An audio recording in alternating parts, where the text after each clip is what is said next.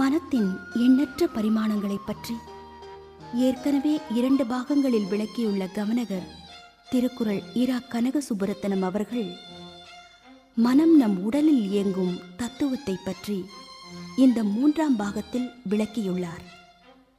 கேட்டு தெளிவு பெறுவோம்.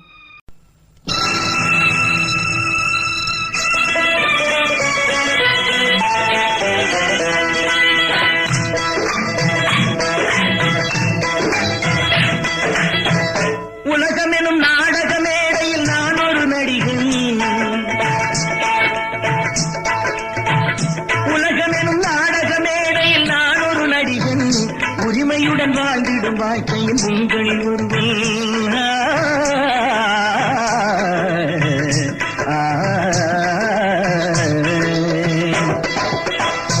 ஆடுவது கடமையின் நினைவாக, பாடுவது இதயங்கள் தெளிவாக. ஆடுவது கடமையின் நினைவாக, பாடுவது இதயங்கள் தெளிவாக. ஆடுவது கடமையின் நினைவாக, பாடுவது இதயங்கள் தெளிவாக.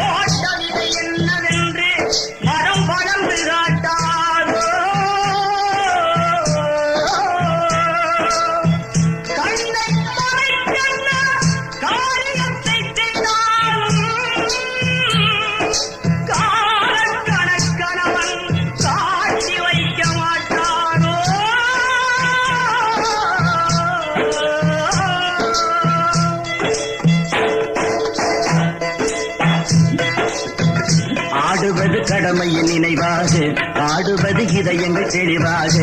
ஆடுவது கடமையின் நினைவாக, ஆடுவது இதயங்கள் தெளிவாக.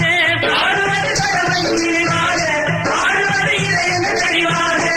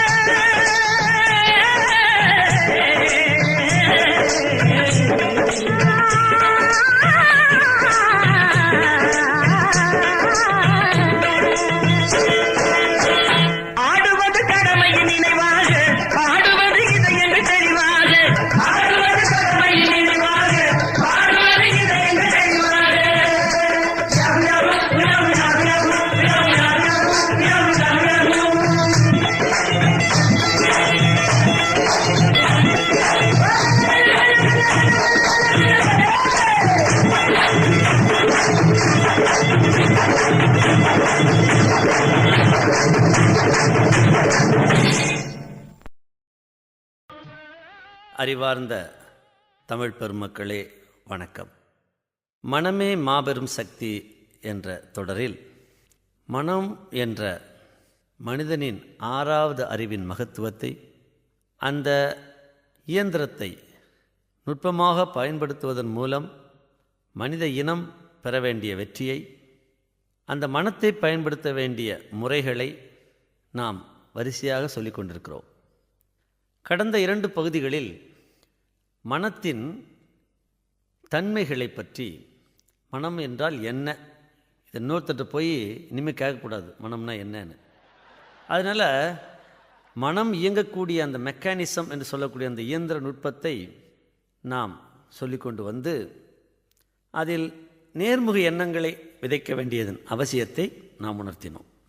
இன்று மனதோட இருப்பை பற்றி, மனம் என்பது நம்ம உடம்புல எப்படித்தான் இருக்குது, எப்படித்தான் இயங்குது, இதை பற்றி ஒரு தெளிவை உங்களுக்கு உணர்த்த வேண்டி நான் இப்போது பேசிக்கொண்டிருக்கிறேன். மனம் என்பது இந்த உடம்பில் எப்படி இயங்குகிறது என்பதை இந்த இன்னர் சயின்ஸ்னு சொல்லக்கூடிய உள் அறிவியலை உலகத்தில் வேறு யாரும் கண்டுபிடிக்கல. லண்டன்லேயோ ஜெர்மன்லேயோ அமெரிக்காலேயோ ஆஸ்திரேலியாலேயோ மனதோட தத்துவங்களை, உள்முக தத்துவங்களை கண்டுபிடிச்சாங்களான்னா கிடையாது. இதை கண்டுபிடித்த ஒரே நாடு தமிழ்நாடு. இங்கிருந்து அப்படியே வெளிநாடுகளுக்கு பரவி இருக்குமே தவிர அதனுடைய அடிப்படை மனம் பற்றிய மனதின் உள் நுட்பத்தை, அந்த மெக்கானிசத்தை சரியாக புரிந்து கொண்ட நாடு தமிழ்நாடு என்று சொல்லலாம். மனதை பற்றி வெளிமுகமாக நிறைய வெஸ்டர்ன் திங்கர்ஸ் என்று சொல்லக்கூடிய மேலை நாட்டு மக்கள், விஞ்ஞானிகள், அறிஞர்கள் நிறைய சொல்கிறாங்க. இது உண்மையிலேயே மனம் என்பது இந்த உடம்புக்குள்ளே எப்படி இயங்குகிறது என்ற தத்துவத்தை நம் நாட்டில் தான் ஆதி காலத்திலேருந்து சொல்லிக்கிட்டே வந்திருக்காங்க. மனதுக்கும் இந்த மூச்சு காற்றுக்கும் இடையில் உள்ள தொடர்பு, மனதுக்கும் உயிருக்கும் இடையில் உள்ள தொடர்பு, மனதுக்கும் பிரபஞ்சத்துக்கும் இடையில் உள்ள தொடர்பு, இதையெல்லாம் இந்த நாட்டில் ரொம்ப தெளிவாகவே சொல்லியிருக்காங்க. அந்த மனத்தின் தத்துவத்தை, மனத்தின் இருப்பு பற்றிய தத்துவத்தை, மனத்தின் இயக்கம் பற்றிய தத்துவத்தை தெளிவாக புரிந்து கொண்டால், புரிந்து கொண்டு சரியாக அதை பயன்படுத்தினால் யார் வேண்டுமானாலும் எந்த வெற்றியை வேண்டுமானாலும் அடையலாம். இப்போ ஒரு இன்சிடெண்ட் நடந்தது. என்னுடைய நண்பர் மாணவர் நகலக மருணாச்சலம் ஐயா அவர்கள் ஒரு முறை என்னை குற்றாலத்துக்கு கூப்பிட்டு போனார். நான் காரில் போய் அங்கே மகிழ்ச்சியாக அருவியில் குளிச்சுட்டு மகிழ்ச்சியாக இருந்தோம். அவர்கிட்ட ஒரு செல்லுலர் ஃபோன் இருந்தது. அந்த செல்லுலர் ஃபோனில் பல வசதிகள் இருக்குது. அது கால்குலேட்டர் மாதிரியும் பயன்படும், கம்ப்யூட்டர் மாதிரி ப்ரோக்ராம் பண்ணி வச்சுக்கலாம், எவ்வளோ மெமரி ஃபைல்ஸ் எல்லாம் பண்ணலாம். இப்படி பல வசதிகள் உள்ள மிக விலை உயர்ந்த ஒரு செல்லுலர் ஃபோன். அது எப்பயும் கையில் வச்சுருப்பார். நாங்கள் குளிக்க போகும்போது என்ன பண்ணோம், அந்த ஃபோனை காரில் வச்சுட்டு அருவியில் குளிக்க எண்ணெய் தேய்ச்சிக்கிட்டு இருக்கோம். ஆனால் அந்த கார் கதவை சரியாக மூடாதனால ஒரு குரங்கு என்ன பண்ணுச்சு, திடீர்னு போய் யாரும் எதிர்பார்க்காத சமயத்தில் போய் தாவி போய் அந்த செல்லுலர் ஃபோன் தூக்கிட்டு மரத்தில் ஏறிடுச்சு. உடனே ஓடி போய் விட்டு என்னென்னமோ ஓடி பார்த்தோம், ஒன்றும் முடியல. அது மேலே போய் என்ன பண்ணுச்சு, அந்த ஃபோனை அப்படி கடித்து பார்த்துச்சு, கையில் நொட்டு தட்டி பார்த்துச்சு, ஒடிச்சு பார்த்துச்சு. எல்லாம் பார்த்துட்டு அதுக்கு எந்த வகையிலையும் பயன்படாதுன்னு தெரிஞ்சு போட்டுச்சு. தூக்கி டம்முன்னு கீழே போட்டுச்சு, பாறையில் விழுந்து உடஞ்சி போச்சு. இப்போ அந்த குரங்குக்கு அது எவ்வளோ விலையுயர்ந்த செல்ஃபோன்னு தெரியாது, அதுகிட்ட என்னென்ன வசதிகள் இருக்குன்னு தெரியாது, அதை பயன்படுத்தும் முறை அந்த மேனுவல் தெரியாது, ஒன்றுமே தெரியாதனால அதனுடைய மெட்டீரியல் வேல்யூ கடித்து பார்த்துட்டு ஒடிச்சு பார்த்துட்டு மெட்டீரியல் வேல்யூ மட்டும் பார்த்துட்டு தூக்கி போட்டுருச்சு. இது மாதிரி தான் மனம் என்ற அற்புதமான கணினி, ஒரு அற்புதமான கருவி ஒவ்வொருத்தர் தலைக்குள்ளேயும் இருக்குது. ஆனால் அதை பயன்படுத்தக்கூடிய நுட்பம் தெரியாதனால அந்த குரங்கு செல்லுலர் ஃபோனை செஞ்ச அதே கூத்தத்தான் மக்கள் மனதோடு இப்போ செஞ்சுக்கிட்டு இருக்காங்க. அதை கடித்து பார்த்துட்டு ஒடிச்சு பார்த்து தூக்கி போட்டு செத்து போகிறான். அல்ப காரணங்களுக்காக செத்து போகிறான். அண்மையில் கூட பார்த்தேன் செய்தித்தாளில், சச்சின் டெண்டுல்கருக்கு முதுகு வலி, கிரிக்கெட் விளையாடுவாரா, ஒரு கேள்விக்குறி போட்டு பத்திரிகையில் ஒரு செய்தி. உடனே ஒரு கிராமத்தில் ஒரு +2 படிக்கிற பொண்ணு, பேர் கவிதான்னு நினைக்கிறேன், அந்த பொண்ணு அது கிரிக்கெட்டை டிவியில் பார்த்ததை தவிர நேரில் பார்த்தது கூட கிடையாது. இந்த சச்சின் டெண்டுல்கரை டிவியில் பார்த்ததை தவிர நேரில் பார்த்தது கிடையாது. ஒரு ஏழை பொண்ணு, கிராமத்து பொண்ணு, ஏதோ கிராமத்து பள்ளிக்கூடத்தில் +2 படிக்குது. ஆனால் ஐயோ, ஏன் சச்சின் டெண்டுல்கருக்கு முதுகு வலியா அப்படின்ட்டு அவர் விளையாட மாட்டாரா? அவர் விளையாட உலகத்தில் நான் வாழ வேண்டுமா? மண்ணெண்ணெய் ஊற்றி கொளுத்திக்கிச்சு. இப்போ இதுக்கு 19 வயசு அந்த பெற்றோர் கஷ்டப்பட்டு அதை வளர்க்கணுமா? பலவீனம். ஏன் பலவீனம்? மனதினுடைய முக்கியமான அம்சங்களை, அதனுடைய உறுதியை, அதனுடைய பல பரிமாணங்களை உணராமல் ஒரு சின்ன விஷயத்துக்கு அடிக்ட் ஆகி அல்ப விஷயங்களுக்கு ஆட்பட்டு அதிலே மனசு ஒடிஞ்சு மொத்தத்தையும் நொறுக்கி போட்டுருது. மனதில் ஒரு சிறு பரிமாணத்தில் தோற்று போயிடுறது. ஆக இது மாதிரி தவறுகள் ஏன் நேருது? இது மாதிரி மக்கள் பலவீனர்களாக ஏன் மாறுகிறார்கள் அப்படின்னு கேட்டால், அந்த தத்துவத்தை சரியாக புரிஞ்சுக்கலாதனால தான் பிரச்சனை. இனிமேலாவது மக்கள், ஞானிகள் எல்லாத்தையும் சொல்லிட்டு போயிருக்காங்க. கடவுள் யாரையும் அனாதையெல்லாம் விட்டலை. ஒவ்வொன்றையும் கீழே இறக்கி வச்சுட்டு தேவையான சகல ரா மெட்டீரியலையும் கீழே போட்டு வச்சுருக்காரு. தலையில் எல்லாம் செய்யறதுக்கு வேண்டிய அறிவை கொடுத்துருக்காரு. எது தேவை என்றாலும் நீங்கள் ரா மெட்டீரியல் எடுத்து கைகாலால் உழைத்தால் வரும். கடவுள்கிட்ட நேரடியாக கேட்டாலாம் வராது. எல்லாம் டிசைன் சிஸ்டம் தான். கடவுளுக்கு 10 பண்புகள் திருவள்ளுவர் சொன்னார். அதில் ஒரு பண்பு, god is nothing but system. அவன் ஒரு முறைப்படுத்தி வைத்திருக்கிறான். நேரடியாக என்னை கேட்காதன்றார். நீங்கள் கேட்குறீங்கன்னா அறிவில்லாமல், விழிப்புணர்ச்சி இல்லாமல் கேட்குறோம். பிள்ளையாரே ஒரு குண்டூசி கொடு தரவே மாட்டார். விடிய விடிய கேட்டு பாருங்க. பெருமாளே ஒரு குண்டூசி கொடு தரவே மாட்டார். கர்த்தரே ஒரு குண்டூசி கொடு தரவே மாட்டார். அல்லாவே ஒரு குண்டூசி கொடு தரவே மாட்டார். நீங்கள் என்ன வேணாலும் சொல்லுங்கள், நேரடியாக கடவுள் எதையும் தரமாட்டார். தலையில் அறிவை கொடுத்துருக்காரு. கீழே தேவையான அத்தனை ரா மெட்டீரியலும், தங்க வேணுமா இருக்குது, வெள்ளி வேணுமா இருக்குது, இரும்பு வேணும்னா இருக்குது, ஈயம் வேணும்னா இருக்குது, நிலக்கரி வேணும்னா இருக்குது, பெட்ரோல் வேணும்னா இருக்குது, இன்னும் எவ்வளவோ விஷயங்கள், செம்பு வேணுமா இருக்குது. ஆக பூமிக்குள்ளே உங்களுக்கு நமக்கு தேவையான அத்தனை ரா மெட்டீரியலும் அபண்டன்ஸ், தேவைக்கு அதிகமாகவே குமிச்சு வச்சுருக்காரு. தலையில் தேவையான அறிவை கொடுத்தாச்சு. தலையில் உள்ள அறிவை பயன்படுத்தி பூமியில் இருக்க ரா மெட்டீரியல் எடுத்து கைகால்களால் உழைத்து நீங்கள் செஞ்சால் தான் குண்டூசி வரும். நீங்கள் பயன்படுத்தக்கூடிய ஒவ்வொரு பொருளும் வருமே தவிர, நீங்கள் விடிய விடிய கத்துறதுனாலையோ அல்லது கோயிலை நோக்கி உருள்றதுனாலையோ காவடி எடுக்கிறதுனாலையோ தீச்சட்டி சுமக்கிறதுனாலையோ எந்த செயலினாலும் உங்களுக்கு எதுவும் நிகழ்ந்து விடாது என்பதை மட்டும் நீங்கள் தெளிவாக தெரிந்து கொள்ளுங்கள். வெற்றி பெற்றவர்கள் யாருமே இதை செய்வதில்லை. பலவீனப்பட்டவன், மனதை பயன்படுத்த தெரியாதவன், அந்த பயன்படுத்தும் நுட்பத்தை அறியாதவன், அவன்தான் அந்த வேலையை செஞ்சுக்கிட்டு இருப்பான். நிர்மூடர்கள் தேவையே இல்லை. ஒரு குண்டூசி செய்யணுமா, குண்டூசி செய்யணும்னு நீங்கள் நினச்ச உடனே அதுக்கு எது பயன்படும்னு மனசு உடனே ஃபோக்கஸ் பண்ணும், கண்ணு தேடும்.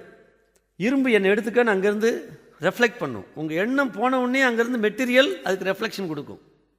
நீங்கள் சும்மா போகும்போது தரையில் ஒரு காசு கிடத்தா கூட கண்டுக்காம விட்டுருவீங்க. ஆனால் ஒரு பொருளை போட்டுட்டிங்கன்னா கண்ணு பூரா அதே தேடும். உடனே அந்த பொருள் நம்ம நோக்கி அலைகளை பாய்ச்சும். தேடுங்கள் கண்டடைவீர்கள்னார் இயேசுநாதர். தேவை வரும்போது தான் அந்த மனதில் அந்த இயக்கம் தொடங்கும். அதனால் தேவையான அத்தனையும் அபண்டன்ஸாக போட்டாச்சு. ரா மெட்டீரியல் கீழே, தலையில் அறிவு, கைகால்களால் உழைத்து நம்முடைய முயற்சியின் பயனாகத்தான் நமக்கு வேண்டிய அத்தனை வெற்றிகளும் சக்திகளும் வருமே தவிர, நீங்கள் உருள்வளம் என்று சொல்லக்கூடிய அங்கப்பிரதட்சணம் பண்ணுறதுனால, மண்ணு சோறு திங்கிறதுனாலையோ எந்த செயல் செய்கிறதுனாலையோ எதுவும் நடந்துவிட போவதில்லை.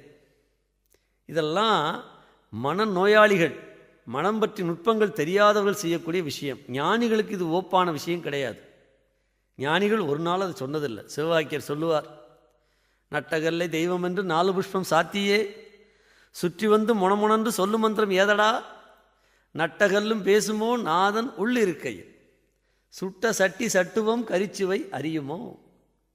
விடிய விடிய கரண்டியை வச்சு சாம்பாரை கிண்டினாலும் கரண்டிக்கு சாம்பாரோட ருசி எந்த காலத்தில் தெரியும்? நீ வச்சிருக்க கல்லுக்கு எப்படி கடவுளோட தன்மை தெரியும் அப்படின்னு சிவவாக்கியர் என்ற சித்தர் சொல்லுவார். அதனால் எல்லாமே டெக்னாலஜி தான், அறிவு தான், சிஸ்டம் தான். சிஸ்டத்தை யார் ஃபாலோ பண்ணுறாங்களோ அவங்கெல்லாம் போய் சேர்றாங்க. ஃபாலோ பண்ணாதவன் தேங்கிடுறான். எல்லாத்துக்கும் பின்னால் கடவுள் அறிவு நுட்பத்தை வச்சிருப்பார். கல்லார் நெஞ்சில் நில்லான் ஈசன் திருமூலர் சொல்லுவார். அறிவு இல்லைன்னா கடவுளுக்கு உனக்கு சம்பந்தம் இல்லை. திருவள்ளுவரே சொல்லுவார், கடவுள் என்பவன் தூய அறிவாளி. God is nothing but pure science. கற்றதனாலாய பயனன்கொள் வால் அறிவன், தூய அறிவுடையவன். உன் அறிவு நல்லதுக்கும் பயன்படுத்தும், ஏமாத்துறதுக்கும் பயன்படுத்தும், இன்னொருத்தனை சுரண்டதுக்கு பயன்படுத்தும், இன்னொருத்தன் பொருளை கொள்ளையடிக்க பயன்படுத்தும், திருடுறதுக்கு பயன்படுத்தும். யோக்கியனோட திருடர்களுக்கு தான் அறிவு அதிகம். உன் அறிவு ரெண்டுக்கும் பயன்படும். ஆனால் கடவுளுடைய அறிவு நஞ்சுண்ட கண்டன். நீ பூமியை நஞ்சாக்குவ, ஆனால் அவன் அதை அமுதமாக்கி உங்களுக்கு திருப்பி கொடுப்பான். நாமனால பூமிக்கு செய்யக்கூடிய ஒரே நன்மை, ஒன்று சிறுநீர் இருந்து வைப்போம், அல்லது மலங்கழித்து வைப்போம், அல்லது எச்ச தூப்பி வைப்போம், அதில் வாமிட் பண்ணுவோம், அழுக்காக்கி வைப்போம். ஆனால் கடவுளோட ப்ராசஸ் என்ன? நம்ம போட்டு அழுக்கெல்லாம் மக்க வச்சு அதுலேருந்து அழகாக ரோஜாப்பு பூக்கும், அழகாக மாமரம் மாம்பழத்தை கொடுக்கும், அதுலேருந்து கொய்யா மரம் முளைச்சி கொய்யாப்பழம் கொடுக்கும். ஆக இனிப்பான சுவையான கண்களுக்கு குளிர்ச்சியான பொருளாக அமுதமாக மாற்றுவது, நஞ்சை எடுத்துக்கொண்டு அமுதத்தை வழங்குவது கடவுளோட செய்யாது. நஞ்சு உண்ட கண்டான். அதனால கடவுளோட ப்ராசஸ், அது சிஸ்டம். அது மனம் என்பதும் ஒரு அற்புதமான சிஸ்டம், கடவுள் கொடுத்த சிஸ்டம். அதை சரியாக புரிஞ்சுக்கிட்டோன்னு சொன்னால் ரொம்ப அடிப்படையான விஷயம் ஒன்று உண்டு. எந்த ஒரு கிரியேட்டிவிட்டி, எந்த ஒரு படைப்பாற்றலுக்கும் முதல் தடை என்னன்னு கேட்டால், சமுதாயம் நம்மிடம் வளர்த்த கூச்சம், குற்ற உணர்ச்சி.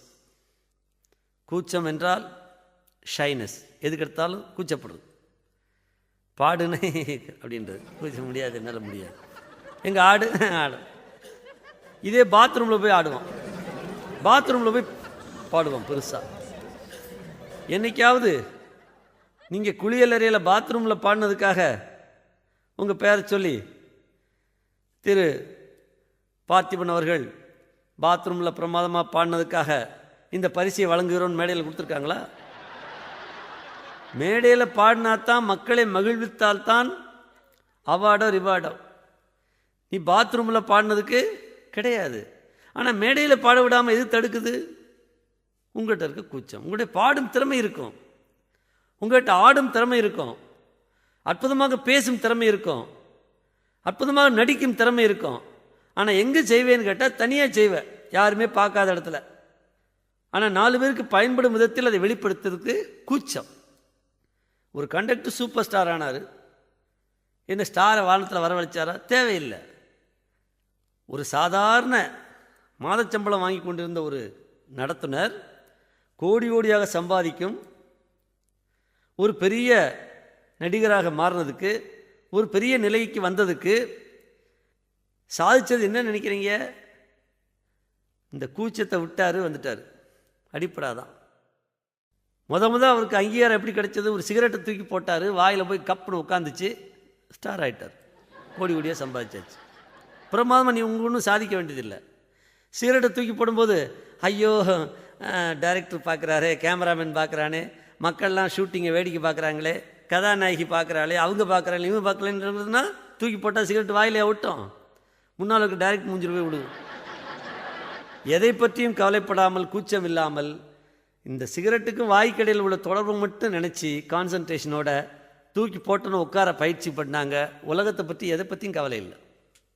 அத்தை நெப்போலியனை கேட்டாங்க, எப்படி இவனுக்கு இவ்வளவு தைரியம் இருக்குன்னு சொல்லிட்டு ஆங்கில தளபதிகள்லாம் வியந்து அவருடைய துணிச்சல், அந்த நுட்பத்தை கண்டுபிடிக்கணும்னு சொல்லிட்டு இந்த சிறையில் தீவில் இருக்கும்போது அவருக்கு சின்ன ஒரு சோதனை வச்சாங்க.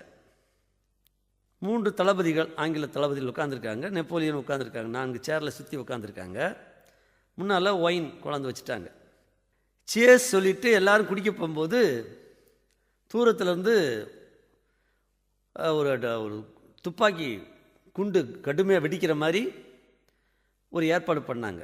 நாங்கள் வாய்க்கிட்ட அந்த பாட்டிலை கொண்டு போகும்போது நீ வெடிக்கணும்னு சொல்லி வச்சுட்டாங்க. அதே மாதிரி எல்லாம் ரெடியாக வச்சுட்டு சேஸ் சொல்லிவிட்டு வாய்கிட்ட கொண்டு போகும்போது எல்லாம் எதிர்பார்த்தபடி செட் பண்ணி வச்சுருக்கனால வாய்கிட்ட கொண்டு போகும்போது பட்டார் நம்ம குண்டு வெடித்தான். குண்டு வெடிக்க போகுதுன்னு ஏற்கனவே தெரியும் 3 தளபதிகளுக்கு. இவங்களை என்ன பண்ணாங்க, உதறி அந்த ஒயினை கோட்லையெல்லாம் கொட்டிக்கிட்டாங்க. ஆனால் நெப்போலியன் மட்டும் ஒரு பொட்டு கூட அலுங்காமல் அப்படியே எந்த அதிர்ச்சி இல்லாமல் அதை குடிச்சிட்டு கீழே வச்சார். இவங்களாம் ஆச்சரியமாக கேட்டாங்க, இப்போ பக்கத்தில் பின்னால் குண்டு வெடிச்சது, அதை பற்றி உனக்கு அதிர்ச்சியா இல்லையா? அப்போ சொன்னார் அவர், இந்த கணத்தில் இந்த மதுவை அருந்த வேண்டும் என்ற ஒரு சிந்தனையை தவிர வேறு எந்த சிந்தனைக்கும் என்கிட்ட இடம் இல்லைன்னாரு. வேறு எதுவும் அவரை பாதிக்கலை. சிகரெட் தூக்கி போடும்போது வாயில் உட்காரணுன்ற ஒரு சிந்தனையை தவிர அவர் பார்க்குறாரு, இவர் பார்க்குறாரு, அவன் வேடிக்கை பார்க்குறான், இவன் என்ன நினைப்பான், அவன் என்ன நினைப்பான், சிந்தனை இல்லை. ஒட்டிச்சு, கோடீஸ்வரர் ஆகிட்டார். நீங்கள் கோடீஸ்வரருக்கு பிரமாதமாக சாதிக்கணும். இந்த கூச்சம் சின்ன வயதில் நமக்கு விதைக்கப்பட்டது. நிர்வாணமாக வந்தால் நிர்வாணமாக போகிறோம். துண்டு துணியை கூட விட மாட்டான் பணத்தை எரிக்கும் போது. ஆனால் நமக்கு முதல்ல சொல்லிட்டாங்க, குழந்தைகளே ஜட்டி போட்டு வா, ஜட்டி பொத்திக்க வச்சு அசிங்கண்டுவாங்க. சின்ன வயதுன்னு சொல்லி சொல்லி என்ன ஆச்சுன்னா, இடுப்புக்கு மேலே இருக்க உறுப்புகள் எல்லாம் ரொம்ப உயர்ந்த உறுப்புகள், அற்புதமான உறுப்புகள். இடுப்புக்கு கீழே இருக்க உறுப்புகள் எல்லாம் அசிங்கமான உறுப்பு, அருவருப்பான உறுப்பு, ஒரு கேவலமான மனப்பான்மை. இப்படி செச்சதுனால என்னாச்சு, என் நேரம் அவன் அதை பற்றியே நினச்சிக்கிட்டு இருக்கான். கொடுமை அங்கே தான் இருக்குது. கடவுள் கொடுத்த மொத்த இந்த உடம்பும் எல்லா உறுப்புகளும் புனிதமானவை, அற்புதமானவை, அழகானவை, பாதுகாக்கப்பட வேண்டியவை, பயன்படுத்தப்பட வேண்டியவை. அது வந்துச்சுன்னா கூச்சம் போயிடும். அதனால உடம்புலேயே உயர்வு தாழ்வு கற்பிச்சிடறான். கூச்சத்தை, குற்ற உணர்ச்சியை உண்டாக்கிறது. ஏன் நம்ம மக்களுக்கு நம்பிக்கை இருக்க மாட்டேது, தன்னம்பிக்கை. குழந்தையிலேருந்து பார்த்தா இந்த பிள்ளை வேடிக்கை பார்த்து எல்லாத்தையும் அந்த உலகத்தில் பார்த்து தான் பழகும். அப்பா ஃபோன் பேசுகிறாரு, பேனால் எழுதுறாரு, டிவி ஆன் பண்ணுறாரு, ரிமோட்டை வச்சு வைக்கிறாரு, எல்லாம் பார்க்குது. உடனே இது என்ன செய்யும், அதை காப்பி பண்ணும். போய் இவர் போனோடனே அது போய் டிவி நோண்டும், அந்த ஃபோன் எடுக்கும், இந்த பேனாவை எடுக்கும். பேனாவை எடுத்த உடனே எந்த தாயாவது, எந்த தகப்பனாவது, இல்லை எந்த அண்ணனாவது, எந்த அக்காவாவது, எந்த பாட்டியாவது, எந்த தாத்தாவாவது, ஐய் செல்லக்குட்டி பேனாம்மா இந்த பற்றியா எழுது பற்றியா அப்படியே சொல்லி கொடுக்குறாங்க. அவன் பேனாவை தொட்டவுடனே எடுக்காத படக்குன்னு கை எடுத்துக்கும். அது போய் ஃபோனை தொட்டு எடுக்காது தொடாத கண்ணில் குத்திக்குவேன், கீழே போட்டுருவேன், உடஞ்சி போகும். என்னன்னா, இந்த பிள்ளை தன் முயற்சியோட தன்னம்பிக்கையோட எந்த ஒரு செயலை செய்ய போனாலும் ஒன்று அம்மாட்டேருந்து சத்தம் வரும், இல்லை அப்பாட்டேருந்து, இல்லை அண்ணன் தங்கச்சிட்டேருந்து, அல்லது பாட்டிகிட்டேருந்து தாத்தாட்டேருந்து, எப்படியோ அதுக்கு ஒரு தடை வந்துடும். அப்போ குழந்தைகள் நீங்கள் பார்த்தா தெரியும், எதையாவது ஒன்று எடுக்க போகும்போது எடுக்கிறதுக்கு முன்னாடி சுற்றி பார்க்கும், யாராவது பார்க்குறாங்களா. ஏன்னா அதுக்கு பழக்கமாகி போகுது திருட்டுத்தனம். நம்ம எடுக்க போனோம்னா திட்டுவாங்க, கத்துவாங்க, அப்போ யாரும் பார்க்காதப்போ எடுக்கலாம். அந்த திருட்டுத்தனம் தவழும் போதே வந்துடுது. அந்த குற்ற உணர்ச்சியை அப்பயே விதைச்சிடுறோம். என் பிள்ளைங்களுக்கு அப்படி நான் விதைச்சதில்லை. அதனால் அவருடைய உயர்வை பற்றி நான் கவலைப்பட வேண்டியதில்லை. அந்த பிள்ளைங்க எந்த சூழ்நிலையும் சமாளிக்கும், எந்த சூழ்நிலையும் கெட்டிக்கார பிள்ளைங்களாக வரும். ஏன், என் பையன் சின்ன வயசில் டிரான்சிஸ்டர் உடைச்சிட்டான், அதை பற்றி நான் கவலைப்படல. நான் வாழ்க்கையில் சம்பளத்தில் வாங்கின டிரான்சிஸ்டர் அப்பளம் நொறுக்கிற மாதிரி நொறுக்கிட்டான். ஆனால் அன்னைக்கு பார்த்தது தான். அது பிறகு நான் சொன்னேன், எல்லோரும் ரொம்ப வருத்தப்படுவேன்னு நினச்சாங்க. நான் போய் அந்த பிள்ளைக்கு, தவழ்கிற பிள்ளைக்கு சொன்னேன், தவழ்கிற பிள்ளை தான் நீங்கள் பார்க்கக்கூடாது. பிள்ளைங்க கருவிலேயே அது நம்முடைய செய்திகளை வாங்க ஆரம்பிச்சிருது. செய்தியை கொடுக்க வேண்டியதை நம்ம வேலை.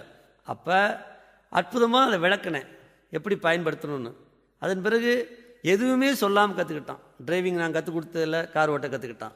கம்ப்யூட்டர் நான் சொல்லிக் கொடுத்ததில்ல, கம்ப்யூட்டர் எப்படி ஆப்ரேட் பண்ண தெரிஞ்சுக்கிட்டான். ஏன்னா அந்த ஆற்றல் உங்களிடம் இருக்கிறது. ஆனால் உங்களிடம் விதைக்கப்பட்ட அந்த கூச்சமும், உங்களிடம் விதைக்கப்பட்ட அந்த குற்ற உணர்ச்சியும் அதை வெளியே வரவிடாமல் தடுக்குது. மைண்ட் பேரியர்ஸ், மனதின் தடை கற்களாக இருக்கிறது. நீங்கள் கூச்சத்தையும் குற்ற உணர்ச்சியும் விட்டாலே உங்களுடைய படைப்பாற்றல் வெளியே வர தொடங்கும். Very simple. ஆர்க்கிமிடிஸை பற்றி சொல்லுவாங்க. அவர் ஆர்க்கிமிடிஸ் தத்துவம் என்ற அந்த விதியை ஆராய்ச்சி பண்ணுறாரு, அவருக்கு வரவே இல்லை. அதுக்கு போய் பிறகு குளிக்க போனார். அப்போ அந்த தொட்டியில் விழுந்து குளிக்கிறதுக்காக தொட்டியில் போய் நிறைஞ்ச தண்ணி இருந்த தொட்டியில் போய் உள்ளே இறங்கினார். அந்த தண்ணி மேலே வெளியே வந்து விழுந்தது. அப்போ கண்டுபிடிச்சார், ஆர்க்கிமிடிஸ் லான்றது அப்போ தான் கண்டுபிடிச்சார். கண்டுபிடிச்ச உடனே நம்ம பாத்ரூமில் இருக்கோம், அம்மனக்கட்டையாக இருக்கும், அதெல்லாம் கவலைப்படல. யுரேக்கானா கண்டுபிடிச்சேன்னு அர்த்தம். அப்படி அம்மனக்கட்டையாக வெளியே வந்துட்டார். யுரேக்கான்னு கட்டிட்டு வந்தார். பார்த்தவங்களையோ என்னத்தையா கண்டுபிடிச்ச, முதல்ல துண்டை கட்டுனாங்க. அப்புறம் தான் ஐயோ நம்ம துண்டை கட்டாக வெளியே வந்துட்டோம் தெரிஞ்சது அவருக்கு. அந்த ரிலாக்ஸேஷன் வந்த உடனே அந்த அறிவு வெளியே வந்துருச்சு. பல பேர் பல பிரச்சனையும் அவங்க போய் டாய்லெட்டில் தான் முடிவு பண்ணுவாங்க. ஏன்னா அங்கே தான் மைண்டு ரிலாக்ஸ் ஆகும். நீங்கள் அப்படியே பாத்ரூமில் எல்லாம் சட்டையை கழித்து நீங்கள் ரிலாக்ஸ் ஆன உடனே உங்கள் மனசு விரிஞ்ச உடனே உள்ளேருந்து அது வெளியே வரும்.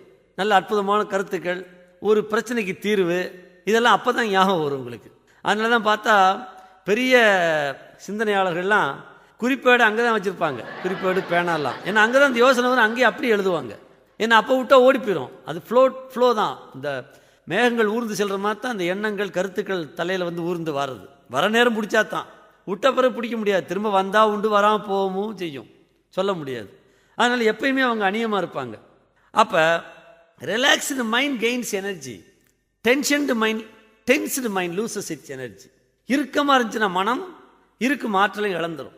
இறுக்கமில்லாமல் நல்ல மலர்ந்திருக்கக்கூடிய மனம் புத்துணர்ச்சி பெறும், புதிய ஆற்றல் பெறும்.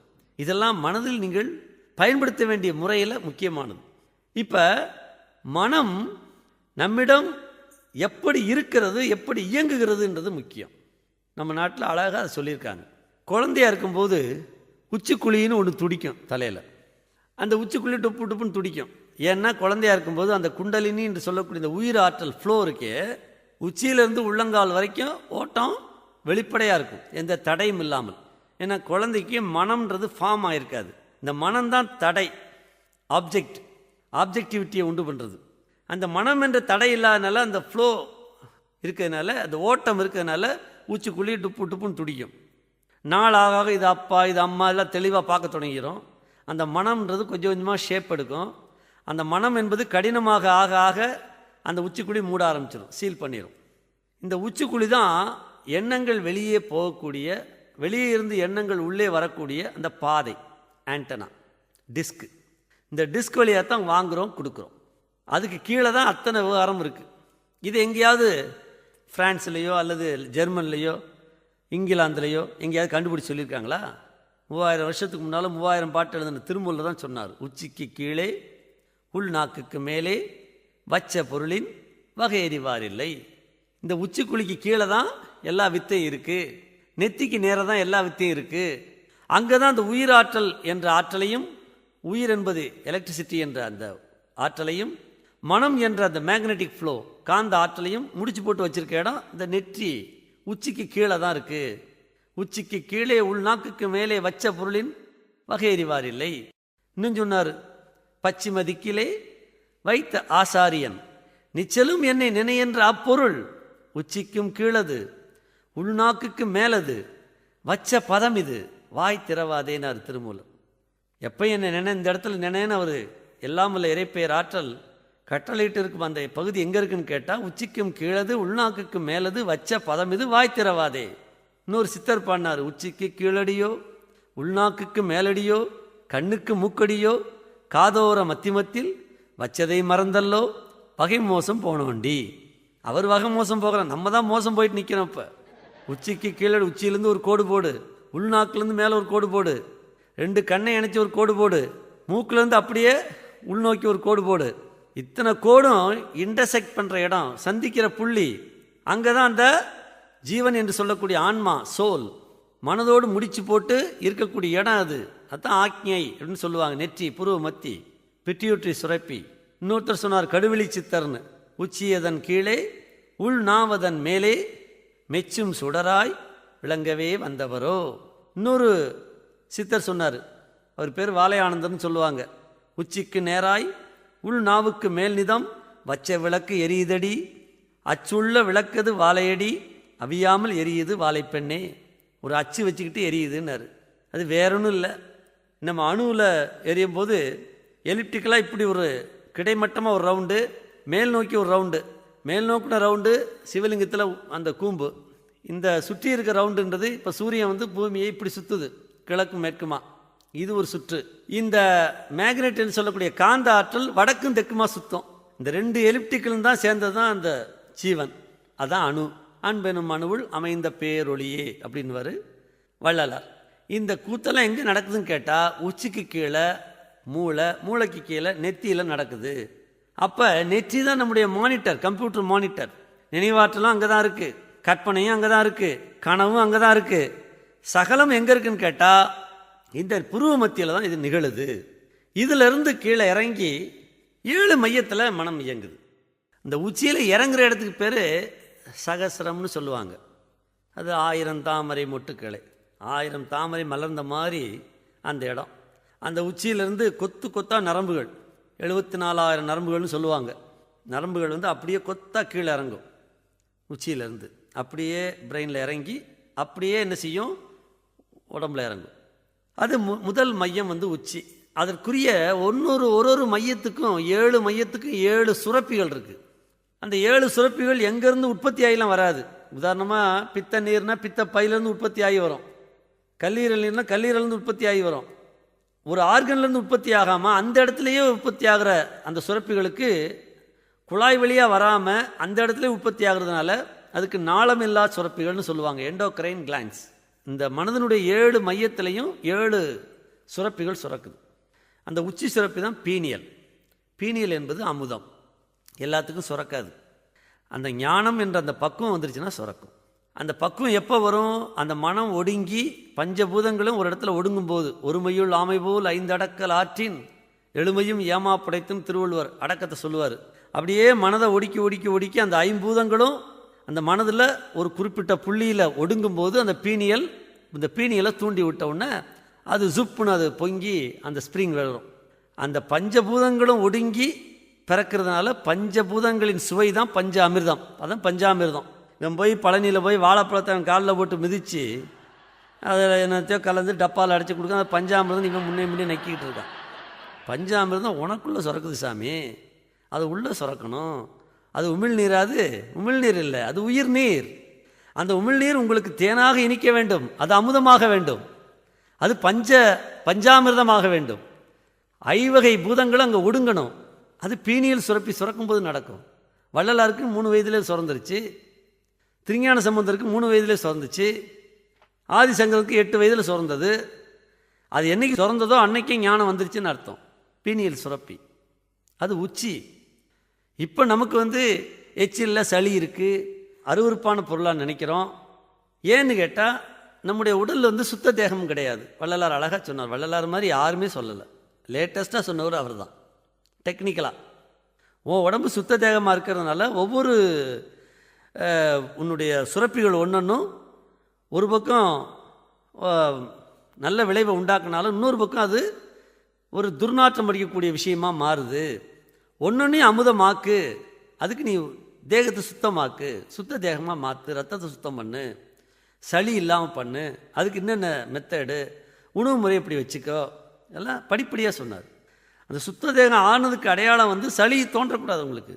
இந்த சளி தான் கடைசியில் கரெக்டு நிறுத்தி செத்து போகிறோம். அந்த சாவு வரக்கூடாது என்பது தான் அவர் சொன்ன தத்துவம். அப்போ உச்சி என்பது பீனியல் சுரப்பி, பஞ்ச அமிர்தம் சுரக்கக்கூடிய சுரப்பி.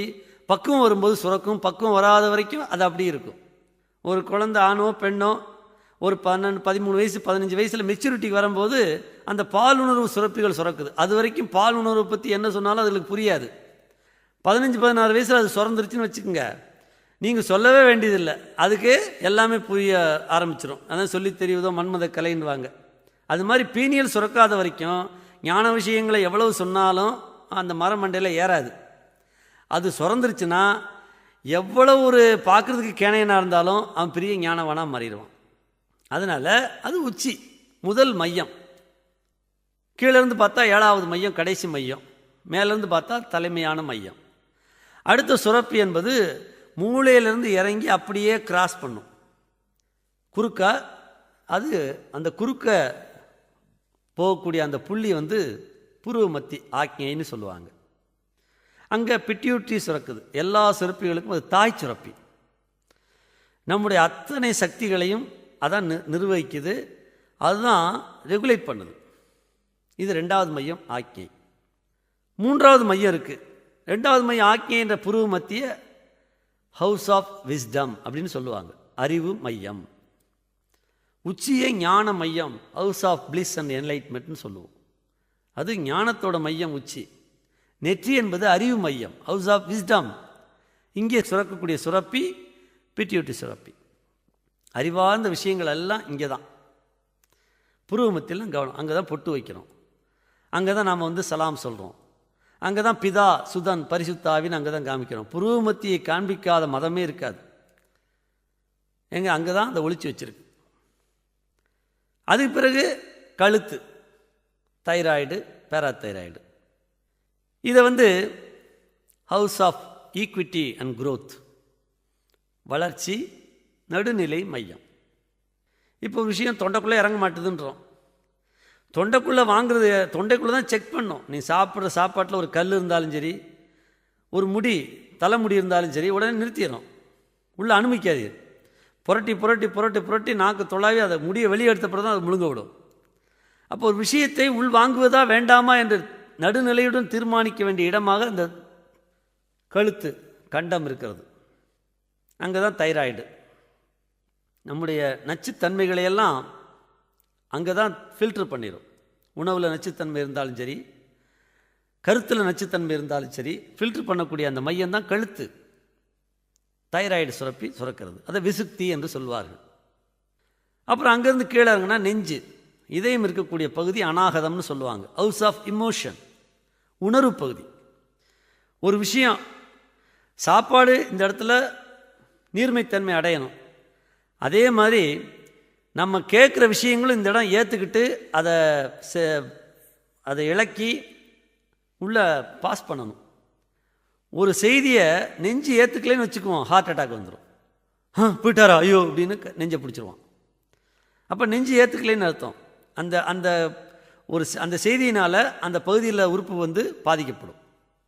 அப்போ நெஞ்சு அந்த விஷயத்தை ஏற்றுக்கணும். உச்சி வாங்கும், நெத்தி ஏற்றுக்கணும், கழுத்து ஏற்றுக்கணும், நெஞ்சு ஏற்றுக்கணும். அதுக்கு அடுத்த அது வந்து முன் எலும்பு முடிகிற இடத்துல மணிப்பூரகம், அந்த வயிற்றுக்கு கொஞ்சம் மேலே மணிப்பூரகம்னு சொல்லுவாங்க. இது வந்து 5வது மையம், மணிப்பூரகம், ஹவுஸ் ஆஃப் டைஜஷன். இங்கே அட்ரினல்னு ஒரு சுரப்பி சுரக்குது. எந்த ஒரு விஷயத்தையும் செரிமானம் பண்ணுற இடம் இதுதான், செரிக்கிற பகுதி டைஜஷன். நம்மளோட பேச்சு வழக்கில் கேள்விப்பட்டிருப்போம், நீ சொல்கிற விஷயத்தை என்னால் ஜீரணிச்சிக்கவே முடியல அப்படின்னு சொல்லுவோம். அது என்ன விஷயத்தை ஜீரணிக்கிறது? சில பேர் அதிர்ச்சியான செய்தியை கேட்டோம்னா டயரியா பிடிக்கிறோம், வயிற்றை கலைக்கிறோம்.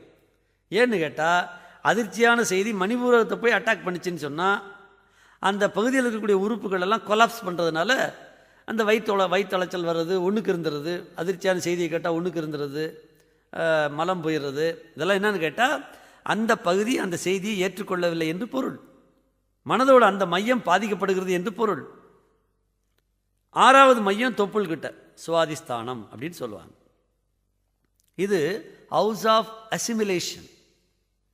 அசிமிலேஷன் சொன்னால் தன்மயமாகும் புள்ளி.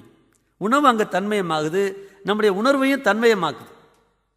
தன்மயமாக்கின பிறகு கீழே கடைசியாக இருக்குது மூலாதாரம் சொல்வது, 2 கால்களும் சந்திக்கக்கூடிய அந்த கீழ்ப்பகுதி, விந்து தேங்கக்கூடிய பகுதி. விண்ணை நோக்கி உந்துகின்ற ஒளி இருக்கிறதே, அது தேங்கக்கூடிய பகுதி. நம்முடைய உணவில் 7வது தாது அங்கே செட்டில் ஆகுது. எல்லா சத்துக்களை எடுத்து ஃபில்டர் பண்ணி சுத்தமான திரவம் ஒன்று உற்பத்தி பண்ணி தேக்கி வைக்கக்கூடிய கடைசி புள்ளி. அந்த கடைசி மையத்துக்கு பேர் ஹவுஸ் ஆஃப் கிரியேட்டிவிட்டி, படைப்பாற்றல் மையம். உங்களுடைய கவிதை அங்கேருந்தான் வரணும், உங்களுடைய நடிப்பு அங்கேருந்தான் வரணும், உங்கள் பாட்டு அங்கேருந்தான் வரணும், உங்கள் பேச்சு திறமை அங்கேருந்தான் வரணும். உங்களுடைய அத்தனை திறமைகளும் எங்கே சூடாகி வெளியே வருதுன்னு கேட்டால் அந்த 7வது மையமாகிய விந்துலேருந்து தான் உண்டாகுது. நாத விந்து கலை அதீதம், நாத விந்து கலாதி நமோ நமன்று அருணகிரிநாதர் பாடுவார். நாதம் என்பது தாய், அதனால தான் மொழிக்கு தாய் மொழின்னு சொல்கிறோம். அம்மா தான் ஒலிக்கு அத்தாரிட்டி, சக்தி. விந்து என்பது தந்தை, விண்ணை நோக்கி உந்துகின்ற ஒளி, சுடர். அப்பா தான் வந்து சுடர், ஒளி. அப்புறம் கலை என்பது மூச்சு, அதீதம் என்பது ஞானம். இந்த வரிசையில் இந்த உடம்பு அமைப்பு இருக்கிறது. அப்போ இது ஹவுஸ் ஆஃப் கிரியேட்டிவிட்டி. அத்தனை படைப்பாற்றலும் இந்த 7வது மையத்தில் தான் உற்பத்தி ஆகுது. அந்த மையத்தை பயன்படுத்தி இந்த சமுதாயம் மகிழ்ச்சியடையும் விதத்தில், பயன்படும் விதத்தில் நல்ல கருத்துக்களை உருவாக்கலாம், நல்ல சொல்ல உருவாக்கலாம், நல்ல பாடல்களை உருவாக்கலாம், நல்ல கவிதைகளை உருவாக்கலாம், நல்ல கட்டுரைகளை உருவாக்கலாம், எத்தனையோ விஷயங்களை உருவாக்கலாம். இதெல்லாம் உருவாக்குனது போக ஆண் பெண்ணோட சேர்ந்து, பெண் ஆணோட சேர்ந்து குழந்தையும் உருவாக்கலாம். குழந்தையை உருவாக்குறது என்பது கடைசி வாய்ப்பு. நம்ம எல்லாம் உருவாக்கி முடிச்சிட்டோம், போதும். இனிமேல் நமக்கு பதிலாக நம்ம புள்ள நமக்கு பதிலுக்கு இந்த விஷயங்களை உருவாக்குறதுக்கு தந்தை பாடி முடிச்சுட்டு போயிட்டாரு, மகன் பாடுவார். அப்புறம் எங்கள் அப்பா கவனகம் பண்ணார், அப்புறம் நான் வந்து கவனகம் பண்ணுறேன் இல்லையா? இப்படி வாழையடி வாழையனன்னு சொல்கிற மாதிரி, வந்தது கூட்டம்னு சொல்கிற மாதிரி, இதே மாதிரி செய்கிறதுக்கு அடுத்த ஒன்றை உருவாக்குறதுன்றது கடைசி வாய்ப்பு. எடுத்த ஒன்று பிள்ளை பெற்றக்கூடாது, எல்லாம் டிசைன் பண்ணி கடைசியாக பெற வேண்டியது கிரியேட்டிவிட்டி, ஹவுஸ் ஆஃப் கிரியேட்டிவிட்டி. 7 மையங்கள். இது 7 சக்ராஸ் அப்படின்னு நம்ம ஞான நூல்களில் சொல்கிறாங்க. சீனர்களுடைய நூல்களில் இருக்குது. அவன் 7 டெம்பிள்ஸ், 7 ஆலயங்கள் அப்படின்னு அவங்க சொல்கிறாங்க. இதே குரானில் இருக்குது. அவர் சொல்கிறாரு 7 வானங்கள், 7 ஆகாயங்கள் அப்படின்னு சொல்கிறாங்க. இது 7 இந்த 7 என்பது எல்லா ஞான நூல்களையும் இருக்கக்கூடிய எல்லா ஞானிகளும், எல்லா தீர்க்கதரிசிகளும், எல்லா மார்க்கதரிசிகளும் சொன்ன விஷயம். இந்த 7 மையத்தில் ஏறி ஏறி இறங்குத்தான் மனது வேலை செய்யுது. அதை ரொம்ப சிம்பாலிக்காக கோயில்களில் பார்த்தீங்கன்னா ஒரு கல்லில் 2 பாம்பு அப்படியே பின்னிக்கிட்டே இருக்கும்.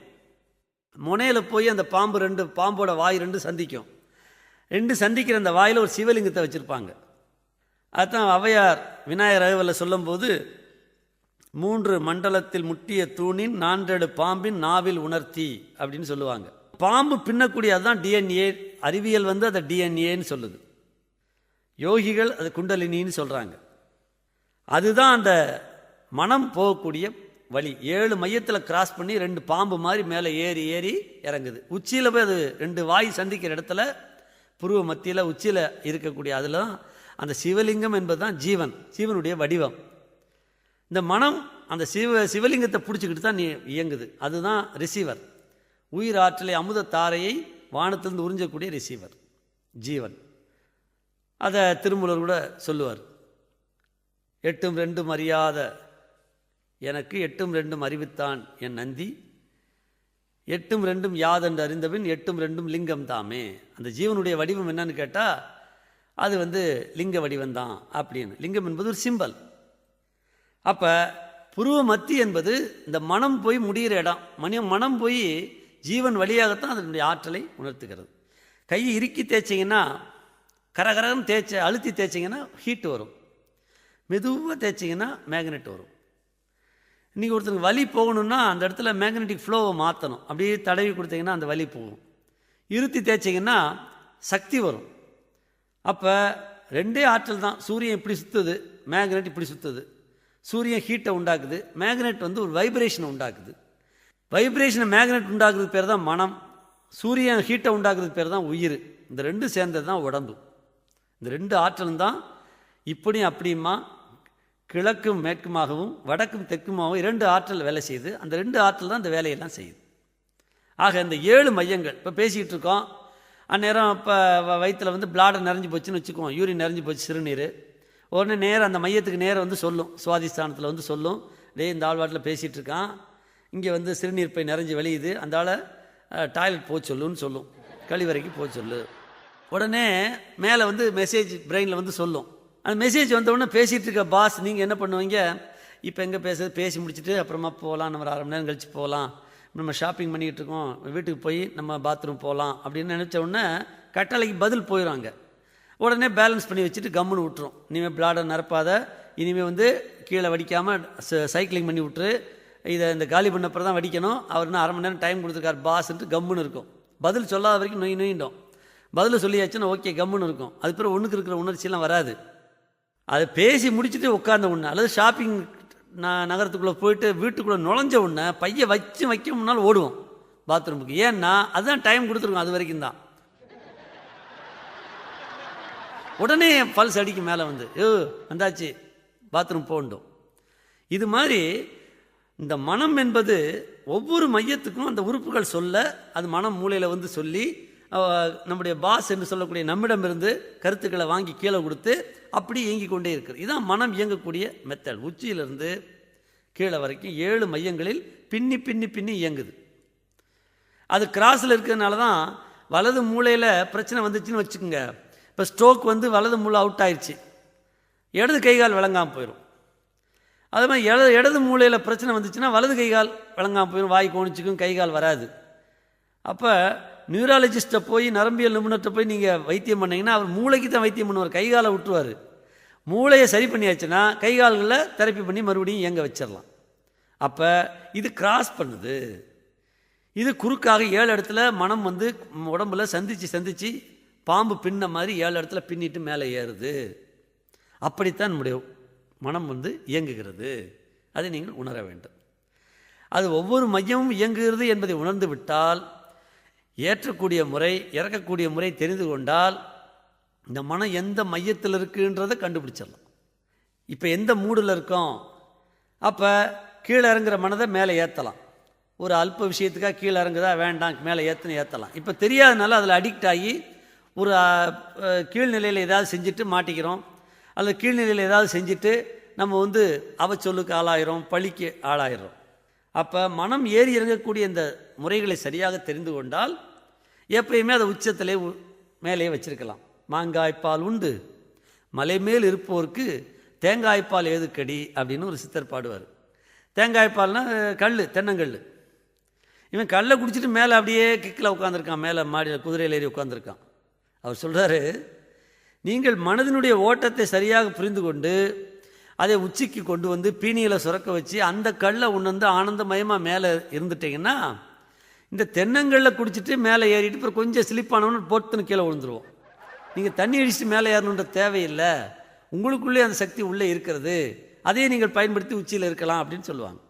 மாங்காய்ப்பால் உண்டு மலை மேல் இருப்போருக்கு தேங்காய்ப்பால் ஏதுக்கடி. கண்டமாகி உச்சியை தாண்டி நெற்றிக்கு மேலே இருக்கக்கூடிய உழவக்கூடிய அந்த தன்மையை நீங்கள் அடைந்து விட்டால் எப்பயும் உயர்ந்த எண்ணம், உயர்ந்த ஆற்றல், அந்த எண்ணத்துக்கு வலு இருக்கும். கீழ்நிலையில் நினைக்கிற ஆற்றலுக்கும் மேல்நிலையில் நினைக்கிற ஆற்றலுக்கும் வலு இருக்கும். அந்த நிலையில் இருந்துக்கிட்டு ஒரு விஷயத்தை விரும்புனீங்கன்னா அல்லது நினச்சிங்கன்னா அந்த வேவ் கடுமையாக போய் வேகமாக போய் ஹை ஃப்ரீக்குவென்சியில் போய் அது இழுத்துட்டு வரும். அதுக்குரிய எந்த வெற்றியை விரும்புகிறீர்களோ அந்த வெற்றி உங்களுக்கு நாடிட்டு வரும். அதனால் மனதினுடைய இந்த ஓட்டத்தை புரிந்து கொள்ள வேண்டும். உச்சிக்கு கீழே உள்நாக்குக்கு மேலே வச்ச பொருளின் வகையை தெரிந்து முறையாக நீங்கள் பயன்படுத்தி வெற்றி பெற வேண்டும். மீண்டும் சந்திப்போம். வணக்கம்.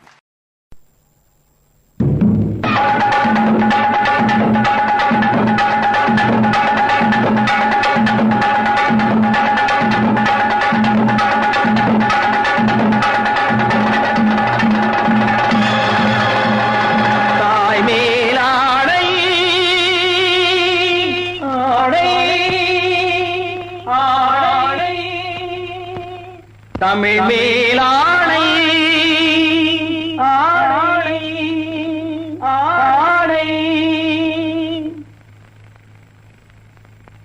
தாய் மேலாணை தமிழ் மேலாணை தாய் மேலாணை தமிழ் மேலாணை குருடர்கள் கண்ணை திறந்து வைப்பேன். தனியானாலும் தலை போனாலும் தீமைகள் நடப்பதை தடுத்து நிற்பேன்.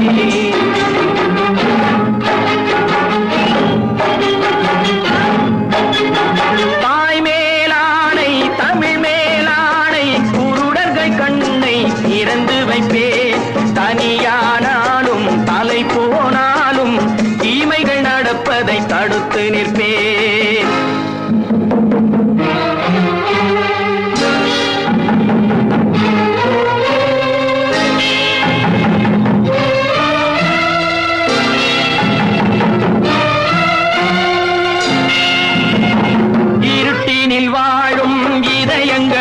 கொஞ்சம் வெளிச்சத்தில் வாருங்கள், இருட்டினில் வாழும் இதயங்களே கொஞ்சம் வெளிச்சத்தில் வாருங்கள். நல்லவர் உலகம் எப்படி இருக்கும் என்பதை பாருங்கள். எத்தனை காலம் மனிதன் வாழ்ந்தான் என்பது கேள்வி இல்லை. எத்தனை காலம் மனிதன் வாழ்ந்தான் என்பது கேள்வி இல்லை. அவன் எப்படி வாழ்ந்தான் என்பதை உணர்ந்தால் வாழ்க்கையில் தோல்வி இல்லை, வாழ்க்கையில் தோல்வி இல்லை. தாய் மேலாணை தமிழ் மேலாணை தாய் மேலாணை தமிழ் மேலாணை குருடர்கள் கண்ணை திறந்து தனியானாலும் தலை போனாலும் தீமைகள் நடப்பதை தடுத்து நிற்பேன்.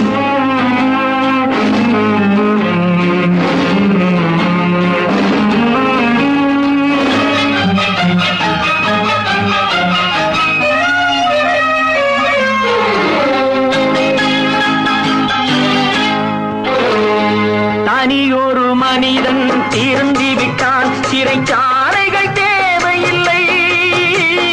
தனியொரு மனிதன் திருந்திவிட்டான், சிறைச்சாலைகள் தேவையில்லை. இருப்பதை எல்லாம் பொதுவில் வைத்தாலே எடுப்பவர் யாரும் இல்லை. பிறவியில் எவனும் பிழைகளை சுமந்து